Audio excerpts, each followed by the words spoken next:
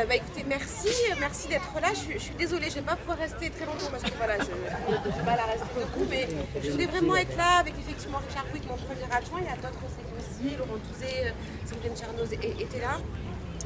C'est effectivement important pour nous de s'appuyer sur ce dialogue interreligieux qui existait, vous l'avez dit, notamment au travers de votre association, pour élargir et créer un espace de dialogue qu'on a appelé conférence de partage. Alors, on a beaucoup hésité sur ce nom, mais en tout cas l'idée de partager, elle est là. Et de partager au-delà de nos croyances, de nos foi, de notre absence de foi.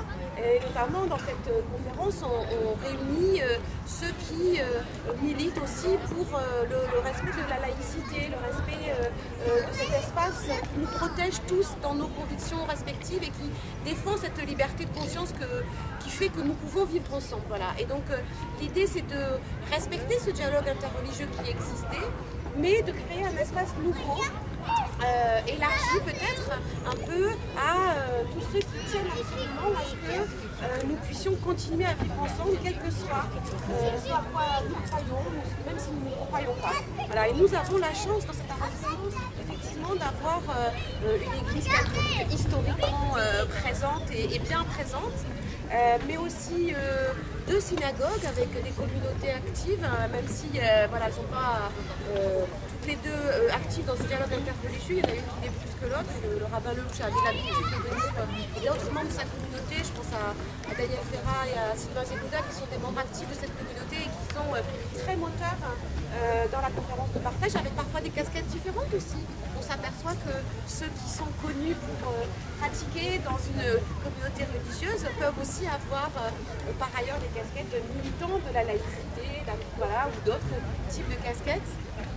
Et puis nous, qu'on est ravis d'avoir dans le 12e arrondissement. Moi je me souviendrai longtemps des échanges qu'on a eus, notamment cette année, ces mois de janvier difficiles. Et je crois qu'il faut qu'on réaffirmons ensemble que l'islam est une religion qui a toute sa place dans la République et en particulier dans cette ville. Il faut que nous arrivions à vivre ensemble. Et moi je suis très fière que vous puissiez participer à ces moments d'échange avec nous. Alors je crois que l'idée de ce pique-nique était de discuter autour des repas. Voilà, donc c'est vrai que c'est un moment convivial, le repas. C'est un moment où on partage beaucoup et vous dire que moi je suis très fière de partager ce repas avec vous, comme je suis très fière de partager des repas avec des parents par exemple dans nos écoles, parce qu'on le voit à l'occasion des kermesses. Chacun amène ce qu'il a l'habitude de cuisiner chez lui pour partager avec les autres, et c'est toujours des moments importants où dans l'école de la République on partage et on apprend à connaître l'autre, y compris des goûters, où voilà, les parents, quelles que soient leurs origines, quelles que soient leurs croyances, amènent ce qu'ils sont et partagent avec les autres. Et je suis moi très fière que dans nos cantines, tous les environs de notre pays aient mangé, quel que soit le repas que nous allons préparer. Voilà, je tiens, parce que dans ce moment, comme ça fait un peu polémique, je préfère le dire. Voilà. Et au-delà de ces pique-niques, on a aussi, je crois, dans la conférence de partage, imaginer faire mieux connaître les lieux quand ils ont un caractère patrimonial. Et donc on va commencer le 31 août, alors c'était pas forcément très adapté parce que certains étaient encore en vacances, mais nous avons la chance dans l'arrondissement d'avoir les seules reliques bouddhistes d'Europe qui sont dans une belle pagode dans le bois de Vincennes, et les bouddhistes font aussi partie de la conférence de partage.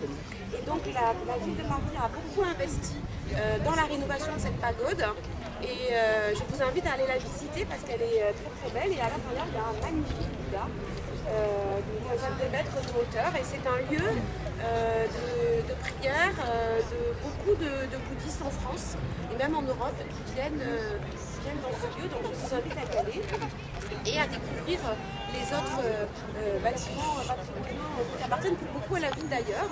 Certains sont classés désormais comme l'église Saint-Éloi, l'église Saint-Esprit depuis longtemps. On va d'ailleurs investir pour rénover l'église, le toit qui fuit, et la ville de Paris dans son plan église flécher de l'argent pour rénover cette belle église. Dont on ne mesure pas forcément toujours l'ampleur depuis la ville de Béni, mais quand on rentre, on s'aperçoit de cette géométrie qui fait écho à celle de la cathédrale de Sainte-Sophie d'Istanbul.